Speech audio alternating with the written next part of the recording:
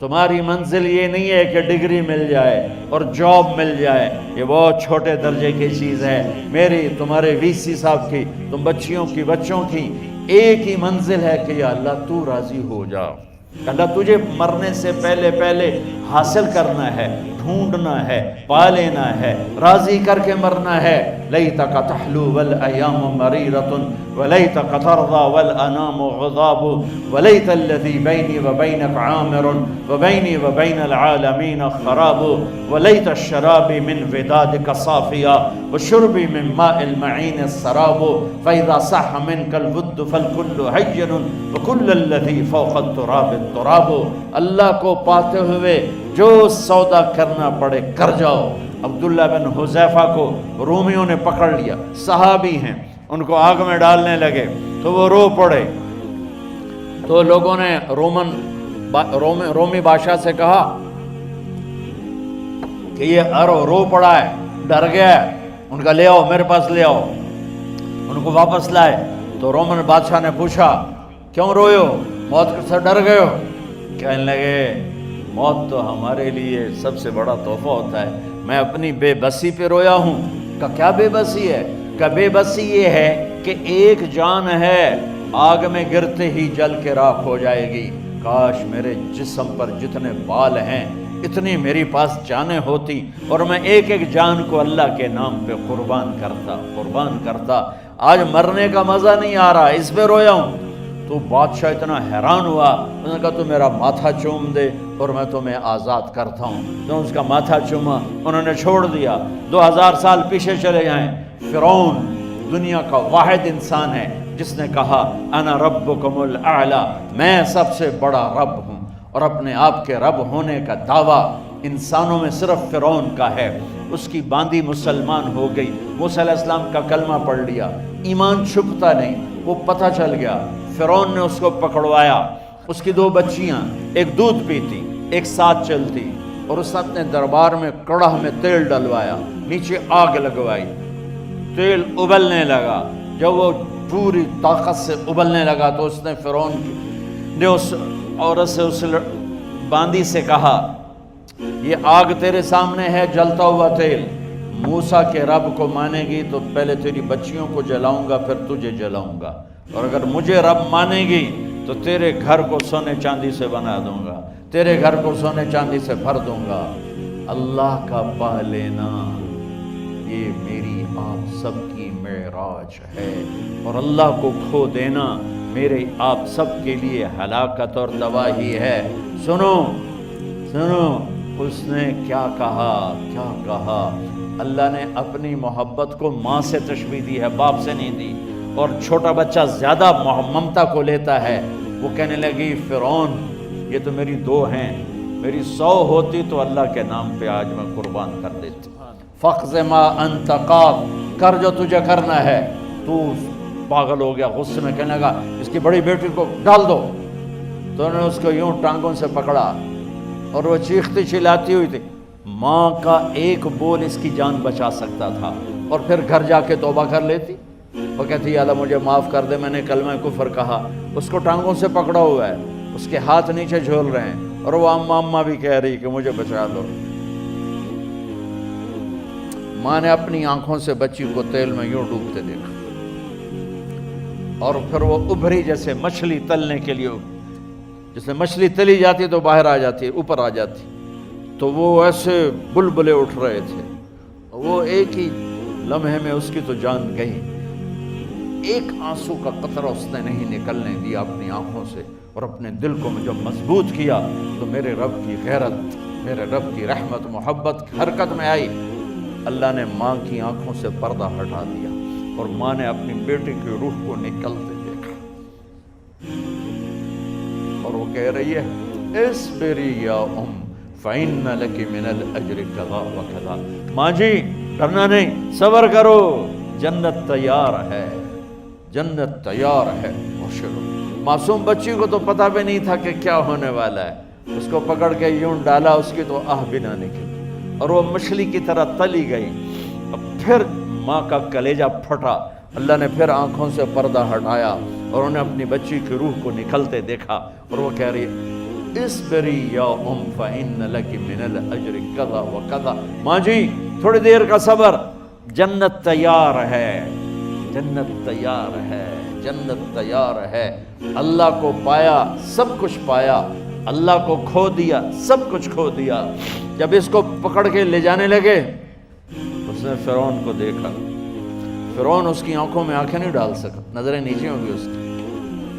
کہنے لگی میری ایک بات مانو گے، میری ایک خواہش پوری کرو گے؟ فرعون نے پوچھا کیا؟ کہ جب میں بھی جل جاؤں تو میری اور میری بچیوں کی ہڈیوں کو اکٹھے دفن کرنا، باہر پھینک نہ دینا، دفنا دینا۔ فرعون نے کہا تمہاری یہ خواہش پوری کی جائے۔ انہوں نے کہا پیچھے ہٹ جاؤ، میں نے اللہ کو جان دینی ہے، مجھے دھکا دینے کی ضرورت نہیں ہے، میں اپنے اللہ سے ملنے جا رہا ہوں۔ سبحان اللہ، جب اللہ مطلوب ہوتا ہے تو موت محبوب بن جاتی ہے، جب اللہ کی نافرمانی ہوتی ہے تو موت سے نفرت ہو جاتی ہے، مرنا عذاب نظر آتا ہے۔ وہ چھلانگ مار گئی، اللہ اکبر کا نعرہ لگاتی ہوئی، ہڈیاں ادھڑ گئیں، گوشت ادھڑ گیا، ہڈیاں باقی رہ گئیں۔ فرعون نے کہا ایک ہی جگہ ڈال دو، سب کو دفن کر دو۔ دفن 2000 سال کے بعد، بچوں بچیوں 2000 سال کے بعد، موسیٰ علیہ السلام کے 2000 سال کے بعد جناب رسول اللہ صلی اللہ علیہ وسلم دنیا میں تشریف لائے۔ 40 سال کی عمر میں نبوت ملی، 50 سال کی عمر میں معراج ہوا، 2050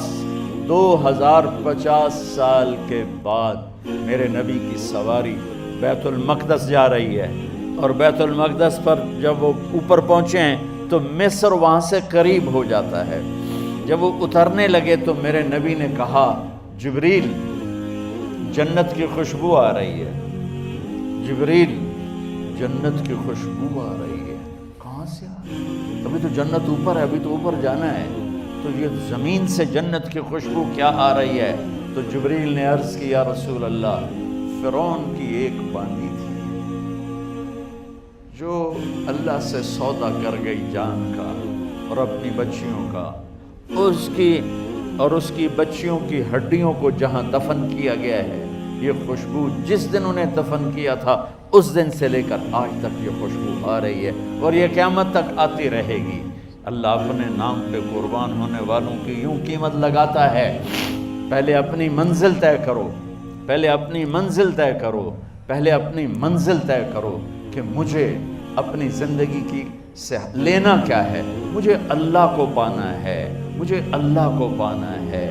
میں نے اللہ کی قسم، اگر اللہ راضی ہے تو پھر موت سے بڑھ کر کوئی تحفہ نہیں، اس سے بڑھ کر کوئی خوبصورت پیغام نہیں، اور اگر اللہ ناراض ہے تو موت سے خوفناک کوئی پیغام نہیں۔ عمر بن عبدالعزیز 3 بر اعظم پر حکومت کی، عمر بن عبدالعزیز، بنو امیہ،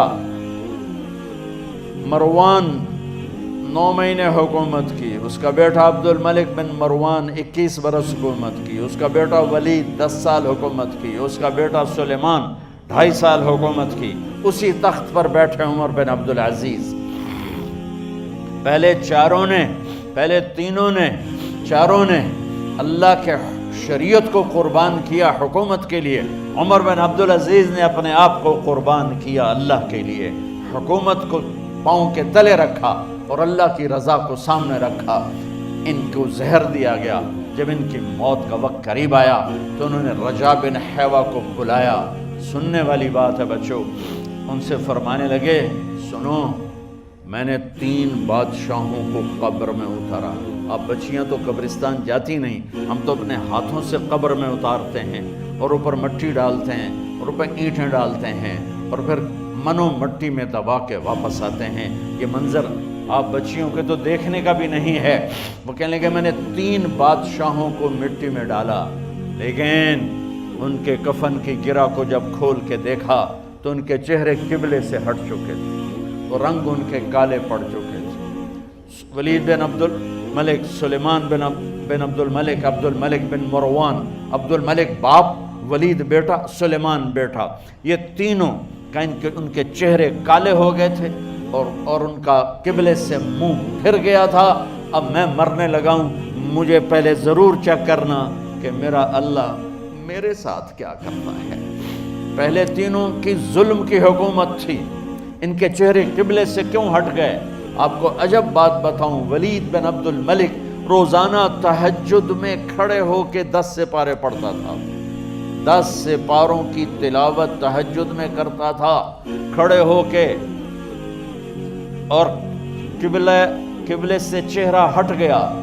سلیمان بن عبد الملک تہجد گزار، چہرہ قبلے سے ہٹ گیا، ظلم کیا، ظلم کیا، ظلم کیا، خون کو پانی بنا دیا، حکومت پر شریعت کو قربان کیا، رشتے ناتوں کو قربان کیا۔ اللہ نے قبلے سے چہرے، نمازیں منہ پہ مار دی، روزے منہ پہ مار دیے، حج زکاتیں منہ پہ مار دی، تہجد ان کے منہ پہ مار دی، اور ان کے چہروں کو قبلے سے ہٹا دیا اور رنگ کالے کر دیے۔ عمر بن عبدالعزیز نے اسی سلطنت کو عدل سے بھر دیا، اسی سلطنت کو عدل سے بھر دیا۔ کیسی سلطنت کی؟ جب گورنر تھے تو 60 اونٹوں پہ سامان چلتا تھا، جب امیر المومنین بنے تو بچے کہنے لگے ماں سے، بچے بچیاں 12 تھے، ماں سے کہنے لگے کہ عید کا موقع آ رہا ہے، ابا سے کہو ہمیں نئے کپڑے تو لے کر دیں۔ ان کی ماں کا نام ہے فاطمہ، بچوں کی ماں کا نام فاطمہ بنت عبد الملک۔ یہ دنیاوی سٹیٹس میں سب سے بڑی خاتون گزری ہے، آج تک اس کے لیول کی کوئی عورت نہیں آئی۔ دادا بادشاہ، باپ بادشاہ، 4 بھائی بادشاہ، 6 خامند بادشاہ، 7 نسبتوں سے یہ عورت شہزادی رہی ہے۔ حضرت عمر گھر آئے، بیگم نے کہا بچے کپڑے مانگ رہے ہیں۔ حضرت عمر کہنے لگے میرے پاس تو پیسے نہیں ہیں، تنخواہ میں تو مشکل سے روٹی پوری ہوتی ہے، کہاں سے لے کر دوں؟ تو تھوڑی دیر خاموش رہی بیگم، پھر کہنے لگی آپ ایسا کریں، اگلے مہینے کی سیلری ایڈوانس لے لیں، اس سے میں کپڑے لے لیتی ہوں اور روٹی کا خرچہ میں مزدوری کر کے گھر بیٹھے مزدوری کر کے چلا لوں گی، آپ 1 مہینے کی تنخواہ ایڈوانس لے لیں۔ حضرت عمر بن عبدالعزیز واحد خلیفہ ہیں جن کے دور میں 3 بر اعظم میں زکوٰۃ لینے والا باقی نہیں بچا تھا۔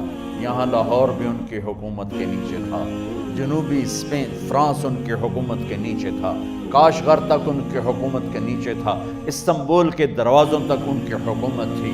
3 بر اعظم میں ایک آدمی زکوٰۃ لینے والا نہ بچا، اور اپنا حال یہ ہے کہ بیگم سے کہہ رہے ہیں پیسے کوئی نہیں، کپڑے کہاں سے لے کر دوں؟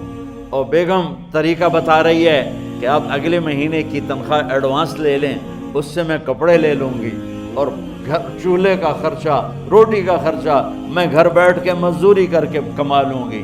تو حضرت عمر کہنے لگے ہاں یہ ٹھیک ہے۔ باہر آئے وزیر خزانہ مزاحم، انہیں بلایا کہ بھائی ہمیں اگلے مہینے کی تنخواہ ایڈوانس چاہیے، یہ تنخواہ والے لوگ بیٹھے ہوئے تنخواہیں لیتے ہیں۔ اس نے کاغذ قلم آگے رکھ دیا، کہا حضرت یہاں لکھ کے دے دیں، آپ 1 مہینہ زندہ رہیں گے میں تنخواہ دے دیتا ہوں، آپ مجھے لکھ کے دے دیں آپ 1 ماہ زندہ رہیں گے میں آپ کو تنخواہ دے دیتا ہوں۔ چپ کر کے اٹھے، ایک لفظ نہیں بولے، گھر گئے۔ حضرت اپنی بیگم فاطمہ سے کہا بیگم بچوں سے کہہ دو کہ باپ کے پاس کپڑے لے کر دینے کی سکت نہیں ہے، اور خزانے ایسے بھرے پڑے تھے کہ زکوٰۃ لینے والا کوئی نہیں تھا۔ عید کی نماز ہوئی، نماز کے بعد جب ساری فیملی ملنے آئی اور بچے بھی ملنے آئے تو ان کو دیکھ کر ان کی آنکھوں میں آنسو آ گئے۔ کہنے لگے بچوں آج تمہیں دکھ تو ہوگا اپنے باپ پر کہ ایک جوڑا کپڑا بھی لے کر نہ دیا عید کا۔ تو ان کے ایک بیٹے نے کہا ابا جان آج ہم بڑے خوش ہیں، ہمارا سر اونچا ہے کہ ہمارے باپ نے مسلمانوں کے مال پہ ڈاکہ نہیں ڈالا، ہمیں قربانی کا بکرا بنایا، لیکن مسلمانوں کے مال میں خیانت نہیں کی۔ یہ ان کا طرز حکومت تھا، اس طرح انہوں نے حکومت کی۔ گھر میں تشریف لائے تو بیٹیوں سے بات کی تو انہوں نے منہ پہ ایسے دوپٹہ رکھا ہوا، منہ پہ دوپٹہ رکھ کے بات کرے تو فرمانے لگے کپڑا تو ہٹاؤ، دوپٹہ کیوں رکھا ہوا ہے؟ تو گھر کی خادمہ زور زور سے رونے لگی، کہنے لگی امیر المومنین آج آپ کی بیٹیوں نے کچا پیاز توڑ کے روٹی کھائی ہے تو وہ اس کی بو ہے منہ میں، آپ کو بو سے نفرت ہے اس لیے منہ پہ کپڑا رکھ لیا ہے۔ تو حضرت عمر اتنا روئے کہ ان کی داڑھی تر ہو گئی، کہنے لگے آخر میں جب تھوڑا آسرے میں آئے کہ میری بیٹیوں تمہارا باپ تمہیں بڑے اچھے کھانے کھلا سکتا ہے لیکن میں جہنم کو برداشت نہیں کر سکتا، میں جہنم کی آگ برداشت نہیں کر سکتا، اب مرنے کا وقت آ گیا۔ جب وہ گورنر تھے تو 60 اونٹوں پہ ان کا سامان چلتا تھا، اور جب وہ امیر المومنین بنے تو عیادت کے لیے لوگ آ رہے تھے تو سالے عیادت کے لیے آئے، فاطمہ کے بھائی، کپڑے دیکھے امیر المومنین کے تو بہن کو ایک طرف کر کے فرمایا، بڑے نیک سرداروں میں سے تھے یہ مسلمہ بن عبد الملک، کہنے لگے امیر المومنین کے کپڑے تبدیل کروا دو، لوگ پوچھنے آ رہے ہیں تو میلے کپڑے اچھا نہیں لگتا، کہا جی بھائی کرواتی ہوں۔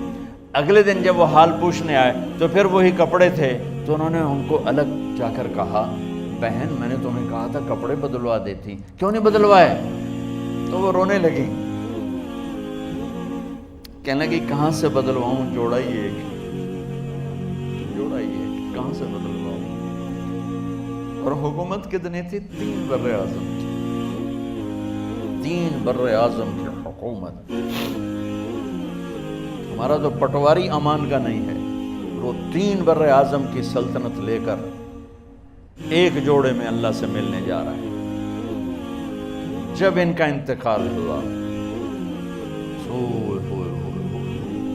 سلیمان بن عبد الملک کی ڈیڈ باڈی جب قبر کے قریب لائے اتارنے کے لیے تو ایسے ایسے ہلنے لگا، اس کا پورا جسم ہلنے لگا، تو اس کے بیٹوں نے کہا کہ ہمارے ابا زندہ ہیں، تو حضرت عمر نے فرمایا بیٹو زندہ نہیں ہیں، عذاب قبر جلدی شروع ہو گیا ہے، عجل اللہ بالعقوبہ، قبر کی پکڑ پہلے شروع ہو گئی ہے، چھپاؤ اپنے باپ کو جلدی۔ جب عمر بن عبدالعزیز کی ڈیڈ باڈی قبر کے قریب کی گئی اور ان کا بھائی اتارو بھائی، وہ باتیں شروع ہو جاتی ہیں، رومال ڈالو، چادر پکڑو، ادھر سے پکڑو، تو ایک دم ایسے ایک پرچہ ہوا میں اڑتا ہوا سب نے دیکھا، وہ آتے آتے آتے آتے آتے آتے یوں آ کے حضرت عمر کے سینے پر گر گیا، سب دیکھ رہے ہیں۔ جب پرچے کو اٹھا کے دیکھا گیا تو اس پہ ایک سطر پہ لکھا تھا بسم اللہ الرحمن الرحیم، اور دوسری سطر پہ لکھا تھا براءۃ من اللہ لعمر بن عبد العزیز من النار، یہ عمر کے لیے جہنم کی آگ سے نجات کا پروانہ ہے۔ 3 بر اعظم کی سلطنت لے کر وہ جنت کا پروانہ لے کر دنیا سے گئے۔ جب ان کو قبر میں اتارا گیا تو انہوں نے رجا بن حیوہ سے فرمایا تھا 3 بادشاہوں کے چہرے دیکھے قبلے سے پھر گئے، رنگ کالے پڑ گئے، مجھے تم نے دیکھنا ہے کہ کیا ہوتا ہے؟ تو رجا فرماتے ہیں جب میں قبر میں اترا اور ان کے کفن کی گرہ کو کھول کے دیکھا تو چہرہ قبلے کی طرف فکس تھا، اور مجھے یوں لگا جیسے 14ویں رات کا چاند قبر میں اتر آیا۔ میرے عزیزو، طلبہ و طالبات، اللہ کو اپنی منزل بناؤ، اللہ کو اپنی منزل بناؤ۔